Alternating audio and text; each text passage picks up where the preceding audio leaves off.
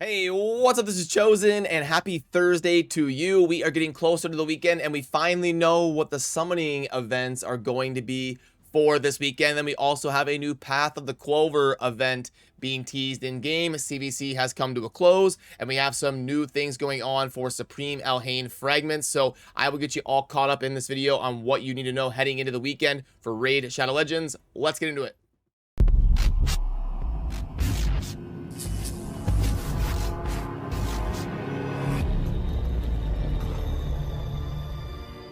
Alrighty, so first of all, as you can see right here, we've got the Summon Rush starting tomorrow. That will be live this weekend, and that's kind of like the last big deal opportunity that we really need to take advantage of if we're going for Supreme Elhain. But also, Plarium did put out a post talking about the summoning events that are going to be live during the Summon Rush. And disappointingly, they're going to be going with a normal 10x where you've got 4 epics and 4 legendaries, and they are going to be placing Supreme Aethel in there as a 10x. Now, I was hoping it would be a little bit better than this because they were doing like that special sort of incentive around like getting all 4 of the Supreme champions. But having one of them be in a normal 10x just isn't going to cut it because, you know, I've done dedicated videos about this and I've done infographics about this, which I'll try to remember to link to down below and all that. But your odds of pulling a non-void legendary during a 10x is only like 7% per legendary. So you would realistically have to pull like 15 legendaries during the 10x event to feel good about your chances of getting Supreme Aethel added to your account. You know, you can have good RNG and get it your first Lego, or it can take you 30. But you're probably going to be somewhere in like that 10 to 17 range in terms of legendaries you're going to need to summon in order to get Supreme Aethel added to your account because it's only like 7% per Lego. So that is definitely disappointing, you know, but I don't like to complain without giving solutions. You know, the way that I would have done it is I would have ran it, I would have ran the 10x normally, but I would have also done a bonus legendary event coinciding with it. So I would have said, if you pull a legendary, you automatically get Supreme Aethel as a bonus on top of the legendary that you summoned as a bonus Lego. That's the way I would have done it. So I would have had a 10x for Mashaled, Kyoku, Samson, and someone else, and then had Supreme Aethel be a bonus legendary event because there's no CVC, there's no 2x or anything. You're just pulling for these Summon Rush fragments, and that would have been a good way to incentivize people to get after summoning a legendary from Ancients or Voids or Sacreds, and then be able to get that bonus Supreme Aethel. And it's not like Supreme Aethel is going to be some Duchess, Kymar meta level champion, at least the way we're currently understanding her. So I think that would have been a fun way to do it. But alas, there is something worth talking about in this weekend's 10x, and that is going to be that you have got an opportunity to get Seer or Seeker. Now, both of these are crucial champions to have on your account. I would say Seer more so because Seer is kind of like that god tier amazing champion because she does that very special wave nuke and is going to be crucial for your account to do all of the speed farming and the Doom Tower and the different dungeons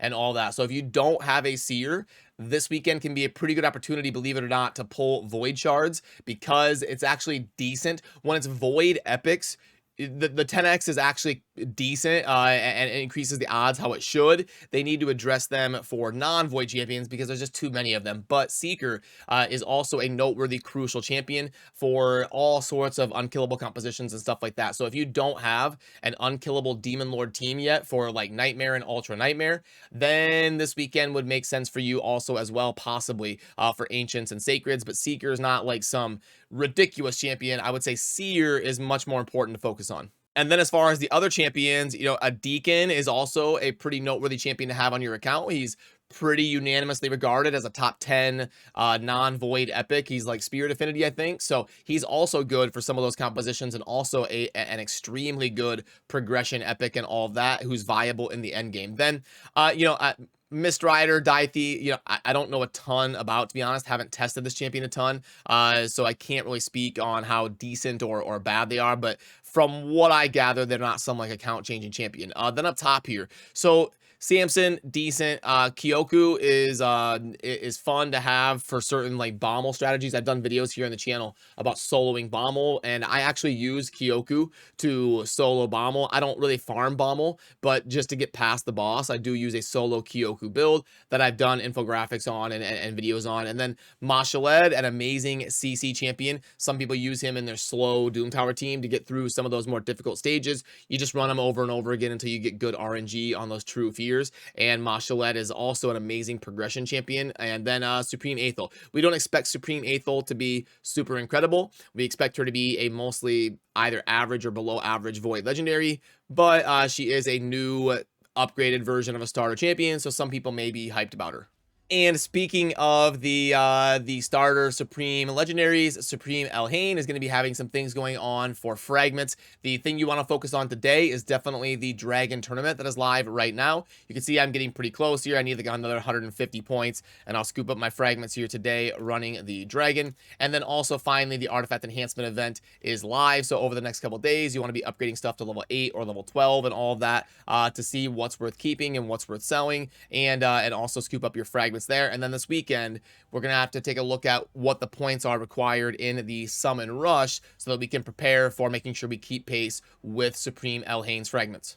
And just for a refresher course, this is, you know, an example of what a summon rush has looked like in the past. This is for a Gaius, and you can see that it was 1750 to scoop up 5 fragments, and then to get 15 was over here at 3500. So usually they do the summon rushes like that. It'll be 5 plus 15, and then you can try to figure out how many you need based on what current situation you're in. Everybody has a different amount of fragments because they win tournaments, or they skip events, or they miss events, or they make a mistake and all that. So you'll have to kind of monitor your situation over the weekend and see how many you're going to need in the summon rush. Now, this is just a previous example. They do change these. It may be 2,000 and then 4,000. We'll have to wait and see tomorrow when it's live, and I'll always do a dedicated video here on the channel, kind of like in the daily wrap up, and we'll talk about the most efficient path and pulling shards and what it's going to take and all that stuff tomorrow morning. And if you want to see where I am at currently, I am at 45 out of 100 fragments here on Supreme Elhain. I'll be at 50 very soon after 150 Dragon points, and then be at 55 after the Artifact Enhancement. And then I don't know if I'll have to get the full 20 and whatnot, but I'll be planning a little bit more in depth tomorrow morning to make sure I'm keeping pace.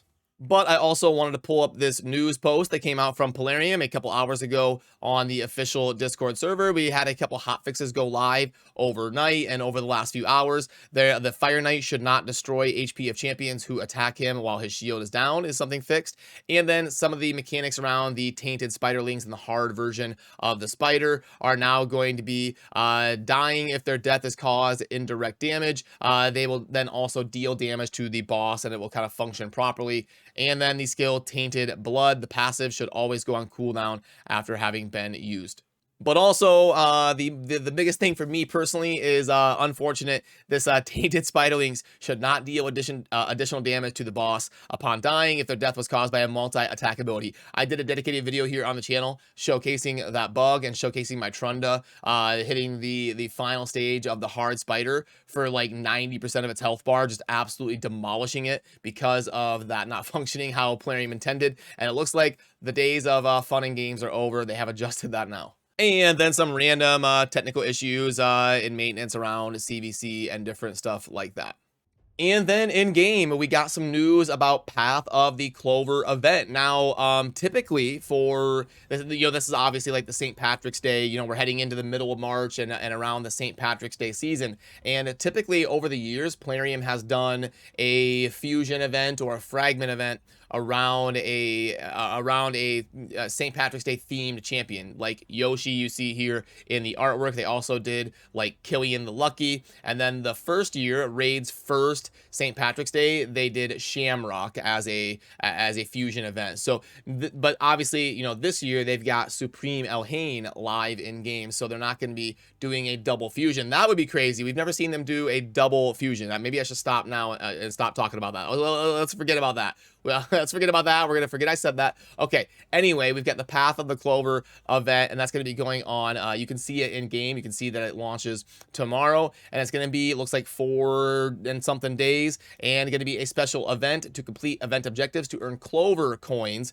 and you can use them to explore different reward paths. So we've seen them do this, like, you know, like Revenant coins and all sorts of different, they've been trying this new mechanic like the last 6 months where they do an event with a special currency, and then you have like the different paths you can go down and spend that currency to get resources. They're typically not super hype or super amazing. Hopefully for St. Patrick's Day, they do something a little bit more fun, and the way you're going to get these Clover coins is going to be getting artifacts and accessories, so running dungeons or running campaign stages and whatnot, and then upgrading champions. So I guess like leveling them up and ranking them up and stuff. It'll be kind of like a Dungeon Divers champion training type of thing to get these Clover coins. That will launch tomorrow, and we'll cover it in depth. We'll take a look at the board in tomorrow's raid wrap-up video.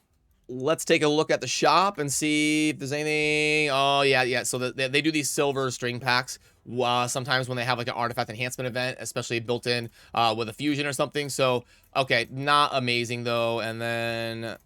okay, so shop is pretty boring today, which is unfortunate. I bet we'll see a little bit of a ramp up this weekend because of the 10Xs and the summon rushes and all the things that are going to be live this weekend. We should probably start to see the shop be a little bit more lively. You know, we see this get all the way up over 10 offers sometimes. So tomorrow we'll probably have like 8 to 10 offers in the shop, and hopefully something worthwhile discussing and plugging in and grading and all that. And the Forge Pass is going to be coming to a close here in a few days as we head into the end of the weekend. So make sure you're kind of focusing on that if you were active in the Forge Pass. I'm going to try to later today upload the full analysis, infographic, all that fancy stuff about my results of going hard in the paint on this Forge Pass and trying to get good at bolster gear. So I will keep you in the loop here on the channel. But that will do it for me on this one. I hope you have a fantastic day, and I will see you soon in the next video. Remember to subscribe on your way out if you enjoy daily Raid Shadow Legends content. Thanks for watching. Peace.